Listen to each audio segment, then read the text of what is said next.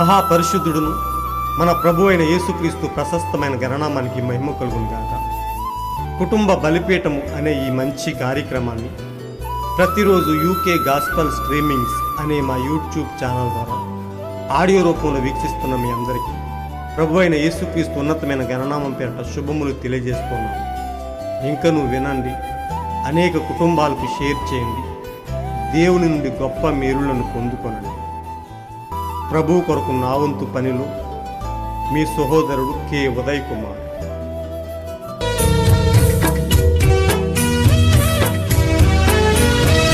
నవ్వేటి పువ్వా ఓ పలగువా దేవునే వేడుమా, పారేటి ధారా ఓ సెలయేరా సన్నిధే చేరుమా. అందాలలో కమ్మా తండ్రి దానం ఆనంద సంగనమే కదా. చెయ్యాలి నిత్యం శ్రీయేసు ధ్యానం ఆత్మీయ బంధనమే సదా. శుద్ధాత్మ రూపం త్రియేకనామం స్మరణ చేసిన ధన్యమే. జాబిలి వెన్నెలా ఊయరే హాయిగా యేసుని ప్రేమని పంచలే చల్ల. ఒక కుటుంబ బలిపీఠం వాల్యూమ్ 1 నుండి 177వ రోజు, జూన్ 26వ తేదీ. అంశము: సరస్సు ఒక ఉద్యమమును కలిగి ఉన్నది. ఒక వాక్య భాగాన్ని చదువుదాం. అపోస్తుల కార్యములు 2వ అధ్యాయము 2వ వచనము. అప్పుడు వేగముగా వీచు బలమైన గాలి వంటి ఒక ధ్వని ఆకాశము నుండి అకస్మాత్తుగా వారు కూర్చుండి ఉన్న ఇల్లంతయు నిండెను. ఈ అంశము కొరకు సేకరింపబడి సమకూర్చబడిన వర్తమాన భాగాన్ని చదివి విందాం. ఇప్పుడు మన గుంపులు తక్కువగా ఉన్నందున మనము త్వరగా ముగించి బయలుదేరడానికి ప్రయత్నము చేద్దాం. తద్వారా మీరు యేసుక్రీస్తు యొక్క సన్నిధిని గుర్తించే ఈ యొక్క ఉద్దేశం కోసం మనం పనిచేస్తున్నాము. చూసారా, ఆయన ఉన్నట్లయితే అప్పుడు ప్రతిదీ పరిష్కరించబడినట్లే. ఆయన వాక్యాన్ని ఇచ్చాడు, దానిని ధృవీకరించడానికే ఆయన ఇక్కడ ఉన్నాడు. ఆయన దానిని ధృవీకరించునని ఆయన నిరూపిస్తాడు. ఆయన నిన్న నేడు నిరంతరం ఏకరీతిగా ఉన్నవాడు. ఆయన నిన్న రాత్రి దానిని తప్పిపోకుండా చేయుట మనం చూసాం. ప్రతి రాత్రి, దినదినము మరియు ఏటేటా ఆయన దానిని చేయుటను మనం చూస్తూ ఉన్నాం. ఆయన ఎప్పుడు ఒక్కసారి కూడా ఏదైనా ఊహించినప్పుడు అది ఎప్పుడైనా వేలసార్లు అది ఖచ్చితంగా సమయానికి సరిగ్గా జరిగింది. అది ఎలా, ఎంతమందికి అది తెలుసు? పరిచర్య తెలుసు మరియు అది నిజమని తెలుసు. ఇదిగో మీరున్నది అక్కడే. ఒక్కసారి కాదు, ఎంత అసాధ్యమైనా సరే అది అలాగే జరుగును. ఆయన దేవుడై ఉన్నాడు. మరియు మనం గనుక దాన్ని గుర్తించి దానిని పట్టుకున్నట్లయితే, మరిప్పుడు మనం ఇక్కడ ఉండటానికి కొద్దిగా సమయం మాత్రమే ఉంది. బహుశా ఈ తర్వాత మరో 3 రాత్రులు లేదా 2 రాత్రులు, 1 రోజు మాత్రమే ఉందని నేను అనుకుంటున్నాను. ఆదివారం మధ్యాహ్నంతో ఈ కూటం ముగింపు అని నేను అనుకుంటున్నాను. మేము ఆదివారం మధ్యాహ్నం ముగించడానికి ప్రయత్నిస్తాము. తద్వారా పాస్టర్లు మరియు అందరూ మేము మిమ్మల్ని మీ సంఘం నుండి దూరం ఉంచాలనుకోవడం లేదు, కానీ మిమ్మల్ని ఇంకా సంఘానికి మరింత దగ్గర చేయాలని, తద్వారా మీరింకా మీ సంఘములో మరింతగా పరిచర్యలో పాల్గొనజేసి దేవుని యందు విశ్వాసాన్ని ఇవ్వాలనుకుంటున్నాను. చూసారా, ఏ విధంగానైనా చర్చి తలుపులను మూసివేయాలని మేము కోరుకోవడం లేదు. మీరు అక్కడే ఉండాలని మేము కోరుకుంటున్నాము. కానీ మేము మీకు సహాయం చేయడానికి, మిమ్మల్ని ప్రోత్సహించడానికి ప్రయత్నిస్తున్నాము. ఉద్యమం అంటే మీరెప్పటికే పొందిన దాన్ని పునరుజ్జీవింపజేయడం. అది నిజం, ఒక ఉద్యమం. నేను ఒకసారి సముద్ర తీరంలో గమనించాను. అక్కడ గాలి వీస్తోంది మరియు అది ఊగుతుంది. అయ్యో, అది సముద్ర తీరము కాదు, అది మిచిగాన్ సరస్సు వద్ద. నేను అక్కడ నిలబడి అలలు లోపలికి వస్తున్నప్పుడు చూస్తున్నాను. మరి అయ్యో, ఆ సముద్రం కదులుతుంది లేదా ఆ నీరు కదులుతుంది మరియు పడవలు ఊగుతున్నాయి. నేను అక్కడ ఏమి జరుగుతుంది అని అనుకున్నాను. నేను అయ్యో, సరస్సులో ఒక ఉద్యోగం వస్తుందని అనుకున్నాను. అంతే, అది కదులుతుంది మరియు ఊగుతుంది. ఎందుకంటే దాని మీద ఒక బలమైన గాలి వేగంగా వీస్తుంది. సరే, నీకు తెలుసా, అది నిశ్చలంగా ఉన్నప్పుడు ఖచ్చితంగా దానిలో ఎంత నీరు ఉందో? దానికంటే ఇప్పుడు ఒక్క చుక్క కూడా ఎక్కువ నీరు లేదు అని నేను అనుకున్నాను. దానిలో ఎక్కువ నీరు లేదు, అది కేవలం కదులుతుంది. మంచిది, ఇప్పుడు అది ఎందుకని కదులుతుంది? నీరు కదలిక ఏమి చేస్తుందో మీకు తెలుసా? దానిలో ఉన్న చెత్తనంతటినీ కడిగి ఒడ్డున వేస్తుంది. మనకు కావలసింది కూడా అదేనండి. అపనమ్మకం అంతటినీ కడిగి ఒడ్డున వేయడం. దేవుని వాక్యానికి మాత్రమే ప్రాధాన్యతనిద్దాం. మనకు కావలసింది కూడా అదేనండి. ఒక ఉజ్జీవం, అపనమ్మకాన్ని మరియు పురుగులన్నిటినీ మరియు మూఢనమ్మకాలన్నిటినీ మరి సమస్త కల్మషాన్ని కడిగివేయడం. బయటకు వచ్చి దేవుడు ఇంకనూ దేవుడే అని చూడండి. అందుకోసమే మనకి ఉజ్జీవం కావాలి. గుర్తించబడని దేవుని సన్నిధి అనే వర్తమాన భాగం నుండి సేకరింపబడిన ఉన్నతమైన అంశం. మహా గొప్ప దేవుడును మన పరిశుద్ధుడైన యేసుక్రీస్తు ఉన్నతమైన నామానికి మహిమ, ఘనత, ప్రభావములు కలుగునుగాక. ప్రియ సోదరి సోదరులారా, ప్రియ దేవుని బిడ్డలారా, దేవుడు మనలను ప్రేమించి ఆయన అమూల్యమైన వాక్యాన్ని మన కొరకు ఇచ్చాడు. ఆయన తన వాక్యముతో ఎల్లప్పుడూ నిలిచి అసాధ్యాలను సుసాధ్యం చేస్తూ ఆయన ఎల్లప్పుడూ మన మధ్య గొప్ప కార్యాలు జరిగించేవాడుగా ఉన్నాడు. ఆయన తన వాక్యముతో ఉండి ఎల్లప్పుడూ మారనివాడుగా యుగముల వెంబడి తరముల వెంబడి ఎన్నడూ ఒక్కటే రీతిగా ఉండి ఆది అంతము లేనివాడుగా ఉండి ఆయన అనేక గొప్ప కార్యాలు జరిగిస్తూ ఉన్నాడు. యేసుక్రీస్తు ఆయన నిన్న నేడు నిరంతరము ఏకరీతిగా ఉన్న గొప్ప దేవుడు.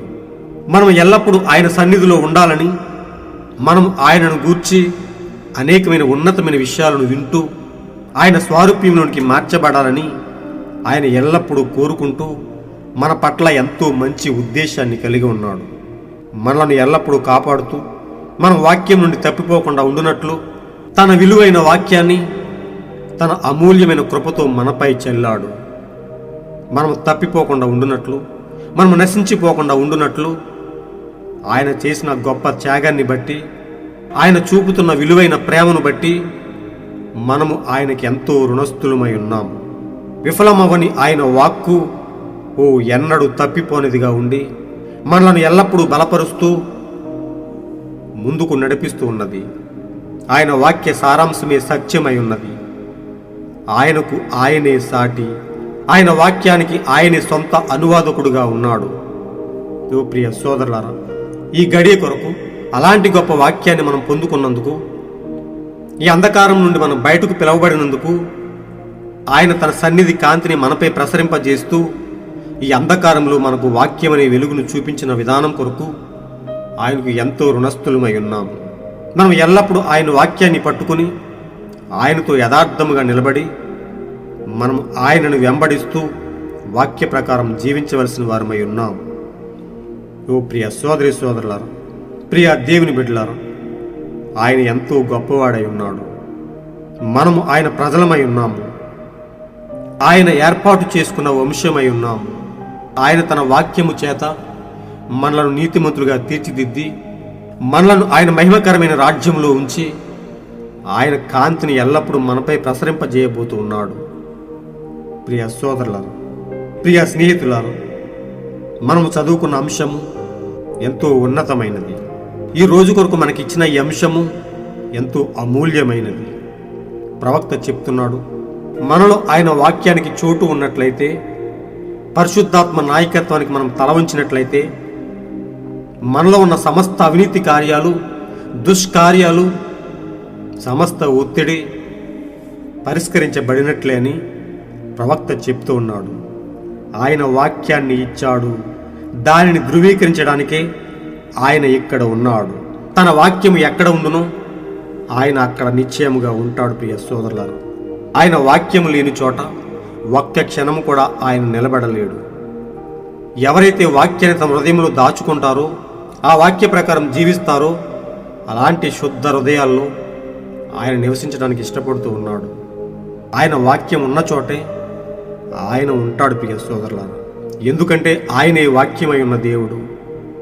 మనలను కూడా వాక్యముగా మార్చి మనలను కూడా ఆయనలో భాగముగా చేయాలని ఆయన ఎల్లప్పుడూ మన కొరకు ఎదురు చూస్తూ ఉన్నాడు.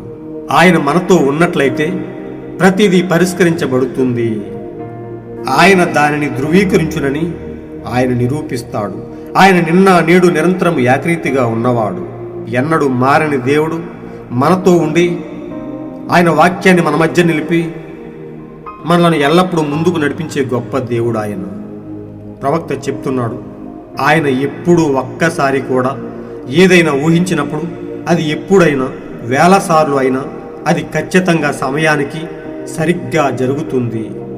అది ఎంత అసాధ్యమైనా సరే అది అలాగే జరుగును. ఎందుకంటే ఆయన దేవుడై ఉన్నాడు.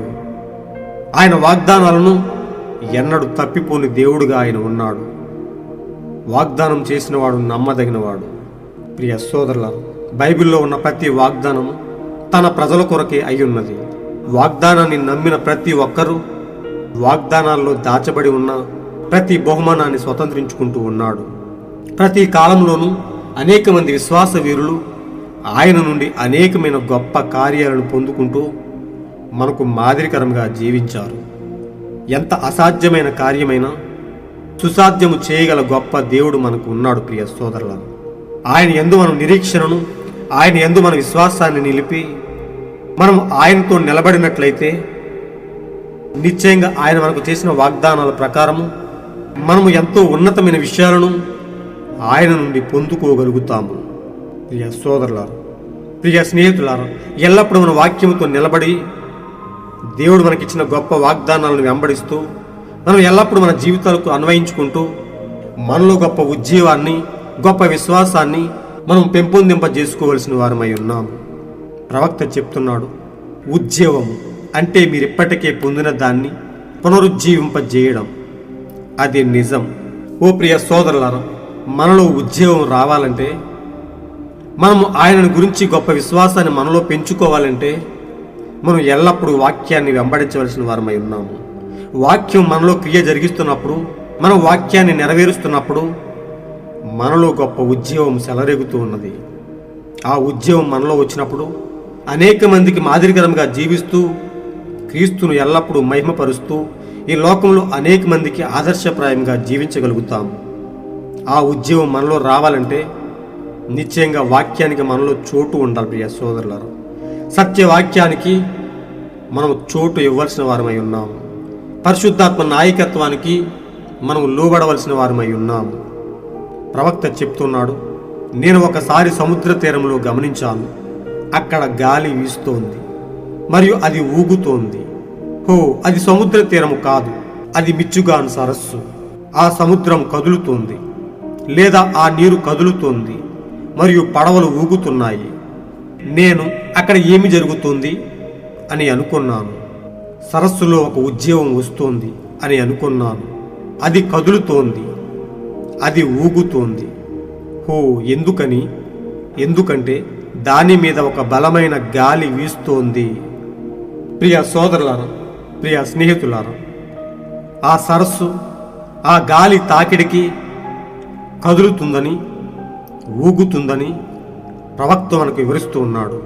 ఆ నీరు కదలిక ఏమి చేస్తోంది మీకు తెలుసా? దానిలో ఉన్న ప్రతి చెత్తనంతటిని కడిగి ఒడ్డున వేస్తోంది. ఓ ప్రియ సోదరులారా, ఎంతో ఉన్నతమైన అంశం ఇది. మన జీవితాలకు పోల్చుకోగలిగిన గొప్ప అంశముగా ఇది ఉన్నది. ప్రియ సోదరులారా, ఆ సరస్సు పైన ఆ బలమైన గాలి వీచినప్పుడు ఆ గాలి తాకిడికి ఆ సముద్ర తీరంలో ఉన్న నీరు అలలు అలలుగా ఎగిసి పడుతూ ఊగుతూ తమలో ఉన్న చెత్తంతటిని ఒడ్డునకు నెట్టివేస్తూ ఉన్నది. ఓ ప్రియ సోదరులారా, ఆ సముద్రము ఎంతో తేటగా కనిపిస్తూ ఉన్నదంటే ఆ సముద్రంలో వస్తున్న అలలను బట్టి దానిలో ఉన్న సమస్త కల్మషము, సమస్త మురుకు, సమస్త చెత్త ఒడ్డునకు నెట్టివేయబడుతుంది. ఆ చెత్త ఒడ్డునకు గెంటివేయబడాలి అంటే, అది నిర్మలంగా ఉండాలి అంటే దానిలో ఉద్యమం రావాల్సి ఉన్నది. ఆ సముద్రమునకు ఉద్యమం రాకపోతే, ఆ బలమైన గాలి వేచకపోతే ఆ సముద్రం అంతా ఆ చెత్తతో అలుముకొని ఎంతో దయనీయమైన పరిస్థితిలో చూడటానికి కూడా హీనముగా కనిపిస్తుంది. కానీ ఆ బలమైన గాలి తాకిడికి, ఆ సముద్రంలో చెలరేగిన అలలకు ఆ చెత్తంతా వారకు నెట్టివేయబడినప్పుడు ఆ సముద్రము ఎంతో తేటగా కనిపిస్తూ ఉన్నది. ఇలాంటి మంచి ఉదాహరణను తీసుకుని ప్రవక్త చెప్తూ ఉన్నాడు, మనకు కావలసింది కూడా అదేనండి, అపనమ్మకం అంతటిని కడిగి ఒడ్డున వేయడం. దేవుని వాక్యానికి మాత్రమే ప్రాధాన్యతనిద్దాం. మనకు కావలసింది కూడా అదేనండి, ఒక ఉజ్జీవం. అపనమ్మకాన్ని మరియు అవిశ్వాసాన్ని, మూఢనమ్మకాలన్నిటినీ, సమస్త కల్మషాన్ని కడిగివేయడం, బయటకు నెట్టివేయడం. ఓ ప్రియ సోదరులారా, ప్రియ స్నేహితులారా, మన హృదయాల్లో వాక్యమునకు చోటిచ్చినప్పుడు, పరిశుద్ధాత్మ అనే ఆ బలమైన గాలి మనపై వీచినప్పుడు మనలో దాగి ఉన్న ప్రతి మురుకు, ప్రతి చెత్త, ప్రతి అవిశ్వాస కార్యాలు, సమస్త కల్మషము బయటకు నెట్టివేయబడి మనము క్రీస్తు కొరకు యథార్థముగా ఉండగలుగుతాము. మనము నీతిమంతులుగా తీర్చిదిద్దబడుతాము. మనము క్రీస్తులో నిర్మలముగా ఉండగలుగుతాము. ఆ సముద్రంలో ఉన్న చెత్త బయటకు నెట్టివేయబడినట్టే మనలో ఉన్న ప్రతి అవిశ్వాసాన్ని, వ్యర్థమైన కార్యాలన్నిటినీ, లోక సంబంధమైన విషయాలన్నిటినీ మనం పరిశుద్ధాత్మ సహాయంతో బయటకు నెట్టివేయబడినట్లయితే మన జీవితాలు క్రీస్తు కొరకు ఎంతో ఆహ్లాదంగా కనిపిస్తాయి. ప్రియ సోదరులారా, ప్రియ స్నేహితులారా, అలాంటి జీవితం మనం పెంపొందింపజేసుకోవాలంటే మనం క్రీస్తు కొరకు యథార్థముగా బతకవలసిన వారమై ఉన్నాం. పరిశుద్ధాత్మ యొక్క గాలి మనపై వీచటానికి మనము తలవంచవలసిన వారమై ఉన్నాం. మనలో అనేకమైన కెరటాలు లేచినప్పుడు మనలో ఉన్న సమస్తాన్ని కడిగివేయబడి మనము నీతిమంతులుగా తీర్చిదిద్దబడతాము. ప్రవక్త చెప్తున్నాడు, ఓ బయటకు వచ్చి దేవుడు ఇంకనూ దేవుడే అని చూడండి. అందుకోసమే మనకి ఉద్యోగం కావాలి. ఆ ఉద్యోగం మనలో లేకపోతే మన జీవితాలు వ్యర్థంగా మార్చబడతాయి. ఇహలోక సంబంధమైన కార్యాలతో నింపబడి మనం మురికిగా మారిపోతాము. క్రీస్తు నివసించడానికి, పరిశుద్ధాత్మ మనపై వేచడానికి ఏ మాత్రము అవకాశం లేకుండా మనం క్రీస్తు నుండి దూరముగా జరిగి మనం నశించిపోవడానికి సిద్ధపడతాం. ప్రియ సోదరులారా, మనం రక్షించబడాలి అంటే, మన జీవితాలు నిర్మలంగా మార్చబడాలి అంటే, మనము ఆయనలో తేటపరచబడాలి అంటే, ఆయన పరిశుద్ధాత్మ యొక్క నాయకత్వానికి లోబడి ఆ గాలి మనపై వీచినట్టు మనము తలవంచవలసిన వారమై ఉన్నాము. ఇక్కడ మనం చదువుకున్న వాక్యము, అప్పుడు వేగముగా వీచు బలమైన గాలి వంటి ఒక ధ్వని ఆకాశం నుండి అకస్మాత్తుగా వారు కూర్చుండి ఉన్న ఇల్లంతయు నిండెను. అపోస్తుల కాలంలో ఆ 120 మంది ఆ మేడగదిలో కూడి ప్రార్థిస్తూ ఉన్నప్పుడు, వారందరూ పరిశుద్ధాత్మ నాయకత్వానికి తల వంచినప్పుడు, పరిశుద్ధాత్మ వారి మధ్య సంచరించడానికి మంచి వాతావరణాన్ని కలిగించినప్పుడు ఒక బలమైన గాలి వంటి ధ్వని అకస్మాత్తుగా వారి మధ్యకు వచ్చి వారందరినీ కమ్ముకుందని, అదే పరిశుద్ధాత్మ అయ్యుందని మనం వాక్య భాగంలో తెలుసుకోగలిగాము. ఓ ప్రియ సోదరులారా, ఈరోజు అదే స్థితికి మనం వెళ్ళవలసిన వారమై ఉన్నాము. ఆ అపోస్తులు కూడుకొని ఆ మేడగదిలో పొందుకున్న అదే అనుభవాన్ని మనము ఈరోజు పొందుకోవలసిన వారమై ఉన్నాము. మనలో ఉన్న చెత్త అంతటిని, సమస్త అవినీతి కార్యాలను మన నుండి వేరు చేసుకుని వాటిని బయటకు నెట్టివేసి పరిశుద్ధాత్మ మనలో జీవించడానికి, మనలో నివసించడానికి మనం సిద్ధపడవలసిన వారమై ఉన్నాం. మన జీవితాలను ఆ విధముగా సమర్పించుకున్నప్పుడు ఆయన తన పరిశుద్ధాత్మతో మనలను ముద్రించి ఎన్నడూ మనం నశించిపోని వారముగా, మనలను ఏ దుష్టుడు తాకకుండా మనలను ముద్రించి అంతం వరకు మనల్ని స్థిరముగా ఉంచుతాడు. ఒక్కసారి ఆయన పరిశుద్ధాత్మ చేత మనల్ని ముద్రిస్తే మనలను ఎత్తబాటు వరకు, మనం ఆయన దగ్గరకు చేర్చబడే వరకు ఎవరు మనలను తాకలేరు. ఆయన వేసిన ఆ శీలును ఎప్పలేరు.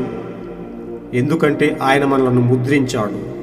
సాతానుకి మనపై ఏ అధికారము ఉండదు ప్రియ సోదరులారా.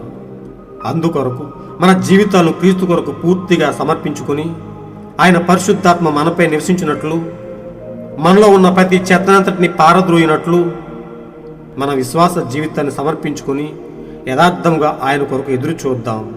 ఆయన కొరకు బతుకుదాం. అలాంటి గొప్ప కృపను దేవుడు మనతో ఉంచి మనల్ని నిండుగా ఆశీర్వదించి మనలను బలపరిచి ఆయన పరిశుద్ధాత్మ చేత మనలను ముద్రించునుగాక. God bless you all.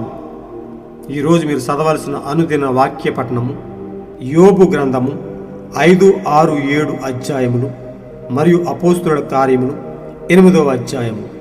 మీరు విన్న ఈ అంశాన్ని అనేక మందికి షేర్ చేయండి. దేవుని ఉన్నతమైన సత్యాన్ని అనేక మందికి పంచి ఆ మహిమకరమైన నీతి రాజ్యానికి వారసులుగా తీర్చిదిద్దండి. దేవుడు మిమ్మలను బహుగా దీవించునుగాక. షాలోమ్.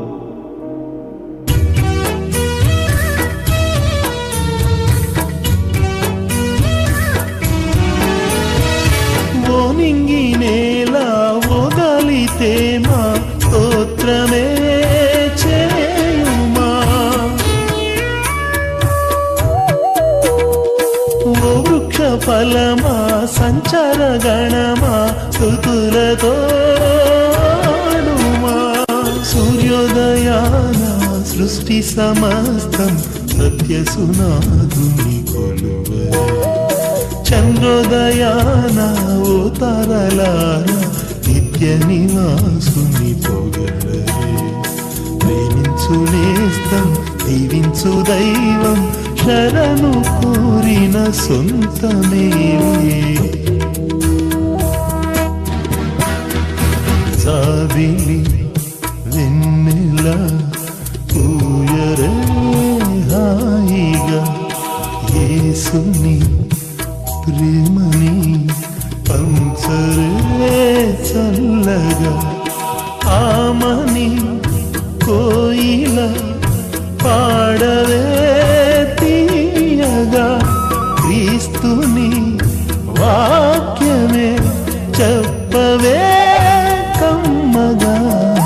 జాబిలి వెన్నెల పూయరే హాయిగా